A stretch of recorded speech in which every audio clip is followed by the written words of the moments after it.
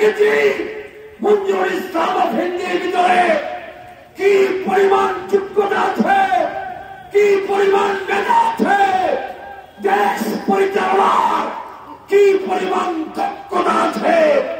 আমরা তাকে চিনেছি, আমরা জাতীয় পর্যায়ে নিয়ে জাতির নেতৃত্ব দেওয়ার জন্য আমরা তাকে মহাসচিব করেছি। সে আজকে সারা বাংলাদেশে ইসলামী জনতার পক্ষে 18 কোটি মানুষের আকাঙ্ক্ষার পক্ষে সে আজকে জবাব গঠন করছে। আর আপনাদের তোমার টিম না শূন্য থাকবে, খালি থাকবে, হতে পারে না, পারে না।